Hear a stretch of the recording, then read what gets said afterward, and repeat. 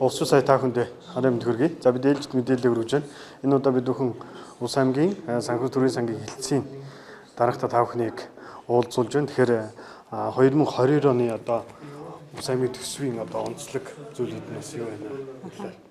За тэгэхээр Монгол Улсын засаг захиргын нэгж түүний удирдлагын тухай хуульд орсон өөрчлөлтийг дагаад төсвийн тухай хуульд бас өөрчлөлтүүд орсон. За үүнтэй холбоотойгоор одоо орон нутгийн төсвөөр хэрэгжүүлэх одоо чиг үүрэг болно. Орон нутгийн төсвийн одоо татврын болон татврын бус орлогын нэр төрлийн хувьд бас өөрчлөлт орсон. Тэгэхээр үүнтэй холбоотойгоор одоо сумын хэрэгжүүлэх чиг үүрэг, сумын төсвөд орох татврын нэр төрөл нэмэгдснээр сумын төсвөд орох татврын нийт орлого маань бас нэмэгдэж энэ хэмжээгээр одоо сумын төсвөр хэрэгжүүлэх одоо эрх үүрэг нь өргөж байгаа юм онцлог байна. Нэгдүгээрт за хоёрдугаар зарлагын хувьд бол мөн одоо өмнөх онуудад хэрэгжүүлж байсан хэмнэлтийг үргэлжлүүлнэ. Зарим зардлыг бол 100%, заримыг нь бол одоо тавилгыг тугшлах, шинээр оронтой бүтэц одоо нэмэхгүй гэх мэтлэн зардлуудыг 100% тий. За бичиг хэрэг одоо тээврч тооны зардлуудыг 50% гэх мэтлэн хэмнэх ийм одоо тодорхой одоо зөвлөдүүдийг бас орон нутгийн тусгасан байгаа. За гурав дахь нэг чухал зүйл болохоор одоо төр хувийн хөвчтөр хийлгэж болох ажил үйлчлэгийг одоо худалдаж авах ийм өөрчлөлт орж байгаа. Өөрөөр хэлбэл одоо төрийн үйлчлэгээний түүгийн 1-3 гэдэг ангиллаар ажилладаг одоо харуул, жижүүр, манааж, үйлчлэгч, сан техник, слесэр, тогооч гэсэн, жолооч гэсэн тийм эдгээр одоо хүмүүсийг бас гэрээний үндсэн дээр хувийн хөвчтөөс төр худалдаж авдаг энэ одоо хэлбэрлүү шилжээр Монгол Улсын нэгдсэн төсөвт бас суусан байсан. За үүний дараа бас Монгол Улсын засгийн газрын 388 гэдэг тогтоол гарлаа. Энэ тогтоол дээр бас энэ ажлыг хэрэгжүүлэх тодорхой чиглэлэрсэн. За мөн түүнчлэн Монгол Улсын сангийн яамнаас бас тодорхой удирдамж чиглэлэрсэн. Энэ чиглэлд бол нэгдүгээр энэ гэрээгэр гүйцэтгэх ажлыг хийж хэрэгжүүлэхэд ихтэй бэлтгэл ажил ханганаа. Бэлтгэл ажлын хүрээнд бол тухайн одоо байгууллагын ажилчид нь яг одоо ямар хэлбэрээр те энэ үйл ажиллагааг хэрэгжүүлж болох талаар санал бодлыг сайхан сонсож тэр тухайн байгууллага онцлогтой нийцүүлээд бас одоо ямар байдлаар хэрэгжүүлж болох талаар хариугаа ирүүлсний дараа бид өхөн бас орон нутгийнхаа байдал нийцсэн хэмжээгээр орон нутгийнхаа онцлогтой нийцүүлээд дараагийн одоо тариф тогтоох яг одоо ямар төрлийн ажил үйлчлэгээс эхэлж энийг хийх юм те ямар үе шаттай хийх хэдэн он гэхэд дуусгая гэд энэ бүх төлөвлөлтүүдээ хийх юм чиглэл ирсэн байгаа. Тэгэхээр одоогийн байдлаар бол 5 сум 17 одоо байгууллага 2 сумын одоо засаг дарганы хамгийн газар болон цэцэрлэг гэсэн байгууллагуудаас нийт одоо 24 сум байгууллагаас саналууд ирсэн байна. Саналуудын дийлэнх буюу 80% нь бол энэ ажлыг дэмжихгүй. Өөрөөр хэлбэл одоо түүгийн 1-3-д ажиллаж байгаа одоо ажилчдын нийгмийн баталгаа болоо тий дордно гэдэг ийм үндэслүүдийг ирүүлж байгаа. Тийм болохоор бид нар сангийн яамнаасаа ирүүлсэн чиглэл засгийн газрын тогтоолыг баримтлаад бүх сум байгууллагуудаа одоо дахин энэ зүйлийг одоо үзээд хариу ирүүлэхийг нэгдүгээрт бас хүсэж байна.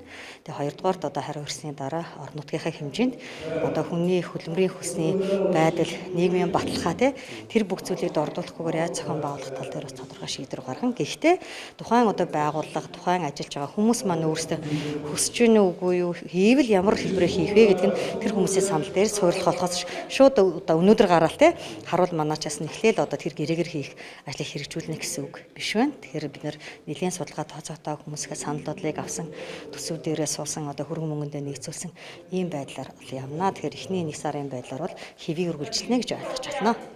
Тэгэхээр 2 дахь сараас нь ч юм уу тэр төрүүлжлийн ажилчид одоо ингээд нэг айдастай байгаа шүү дээ. Байгууллагууд ажилдаг манаач юм уу цэвэрлэгч үйлчлэгч юм одоо ингээд хувийн хөвчлөлч нэ гэж яагаад байгаа. Энэ дээр яг одоо чинь одоо эхний 1 сар нь бол байж болох нь дараагийн сарууд нь тухайн байгууллага одоо өөрөө саналаа явуулах нь гэж ойлгож байна. Тий, байгууллагуудаас тухайн хүмүүсээс одоо саналаа ирүүлэл тэр байдал дээр нь үндэслээ дараагийн шийдвэрүүд гарна. Тэгэхээр энэ дээр бол яг төрөөс бол яг цалин өсгийг бууруулахгүй, нэмэгдлийг бууруулахгүй 36 сарын тэтгэмжийн суулгасан гэх мэтлэн бүх зүйлүүд нь бол баталгаатай байгаа гэж ойлгож байна. Тэгэхээр 22 оны одоо төсвийн орлогыг сайжруулах тал дээр анхаарах зүйл нь бас юу байна? Энэ тал дээр одоо За тэгэхээр төсвийн орлогыг сайжруулахад бол нэгдүгээр энэ татврын одоо системүүд нэлээд захимжсан. За энэ захим үйлчлэгээ бид нэр ард иргэдэд хүргэх нэг онцлог байна. За хоёрдугаар Сум аймгийн төсвийн орлогын нэр төрөлд өөрчлөлт оруулсан. Хуулиа дагаад хуулийг хэрэгжүүлэх бас ажлыг нэлээд эрчимтэй сайн хийх шаардлага байна. Гуравдугаарт нэг зүйл бол одоо энэ нэмэгдсэн үрдгийн албан татврын урамшууллын буцаа олголт гэдэг тийм. Тэр буцаа олголтоодоос татврын одоо төлбөр хураамж одоо үрийг бол барагдуулна гэж байгаа байхгүй. Тухайлбал хүн тэр урамшууллаасаа акцээр бол өөрөө авч хэрэгсийнхаа бууныхаа одоо газрын төлбөр гэх мэтчтэй татвар төлбөр хураамжаа төлөх боломжийг одоо бүрдүүлнэ. За дөрөвдүгээр тийм газрын төлбөрийн бас тооцдог тэр ихтгэл зүйрт бол хуулийн дээд доод хязгаарт өөрчлөлт орсонтой холбогдуулаад орон нутгийн эрдийн төлөвчдийн хурлаас бас шийдвэр гаргуулах гэх мэтлэн ажлуудыг бол бид нар заашгүй хийх хэрэгмаа. Тэгэхээр 22 онд бас нэг орон нутгийн хөгжлийн сантай холбогдуулан бас анхаарах зүйлүүд ямар зүйлүүдээр анхаарах ёстой вэ? Орон нутгийн хөгжлийн сан дээр бол 22 оны төсвийн жилээс эхлэн нэлээд хэд хэдэн өөрчлөлтүүд орсон. Түүнийгээ цагийн сайдын 86 дугаар тушаалаар баталгаажуулсан журам байж байгаа. За одоо ямар онцлог вэ гэхээр өмнө нь бол бид нэр орон нутгийн хөгжлийн сангийн дөрвөн чухал ихтгэл зүйрээр бол тооцдог байсан бол одоо энэ ихтгэл зүйрийн тоог бууруулад 3 болгосон ч юм уу. За нийт одоо аймгийн орон нутгийн хөгжлийн санд хуваарлаж гисэн хөрөнгийн 30-аас доошгүй үеийн сумдад хуваарлдаг гэсэн бол одоо 22 оны төсвийн батлагдсан төсвөөс эхлээд 50-аас доошгүй үеийн тухайлбал бид нар сумдтай хүргэж байгаа. За их усрын хувьд бол нөгөөдөөс орсон одоо 5% ч юм уу тэр хувийг нь бол бууруулад аль болоход уул уурхай болон газрын байлгаас бас орлогоо түшгэлсэн орлогод их усрээ одоо үндэслэж тооцоолох гэх мэтлийн юм өөрчлөлтүүд байна.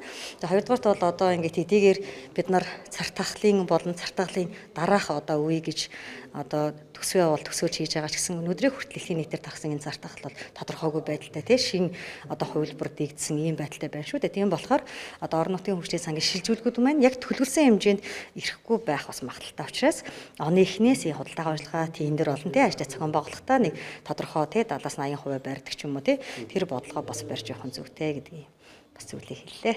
За баярлалаа. Баярлалаа амжилт хүсье.